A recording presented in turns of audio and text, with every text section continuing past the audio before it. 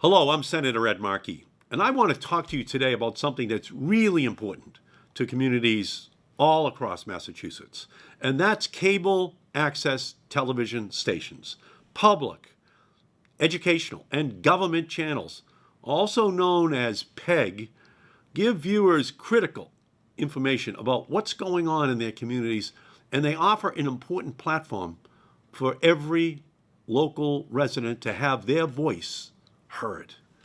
From Falmouth to Framingham, from Pittsfield to Provincetown, local access television serves as our 21st century town squares where the issues of the day are discussed and people's voices can be heard.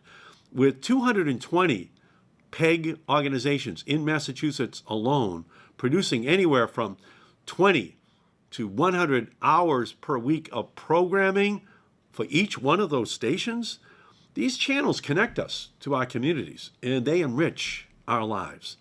These channels monitor local city council meetings. They receive the latest news from nearby college campuses. They relay critical emergency alerts. And throughout this ongoing pandemic, local access channels are using their reach into our living rooms to help keep us safe and connected. From sharing updates and information on COVID-19 in each individual community, to streaming virtual graduation ceremonies and concerts, we owe our PEG stations a tremendous debt of gratitude for the public service they provide during this difficult time. But despite their service, these critical community television stations are at risk.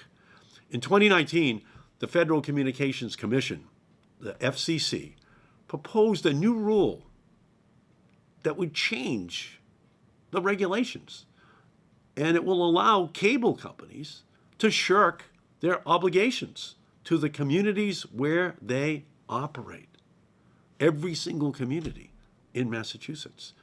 Because you see, currently, local governments are allowed to require cable companies to meet demonstrated community needs by providing contributions that benefit schools, public safety buildings, and community television stations. Yet the FCC's proposal would allow cable companies to assign a value to public access channels and then subtract that amount and the value the company places on any other in-kind contributions it makes from the normal fees that company owes. In short, the community stations are left carrying an unfair burden, an unjust burden, at a time when local newspapers and other sources of local information are struggling. Now is the time when we should be exploring ways to expand, not subtract, from ways that residents can learn about their communities. This access to information is worth protecting, and that's why I am reintroducing the Protecting Community Television Act legislation that would ensure that community television channels receive the resources they need to educate, to inform local residents. My bill will ensure that in this era of increased media consolidation and globalization, that the public, educational, and government channels that lift up local voices and air programming most relevant to you and your family's lives are preserved. The movement across Massachusetts and the country is growing and echoing this call. And together, we're saying loud and clear that community television must be preserved. So thank you for your support. Thank you for tuning in.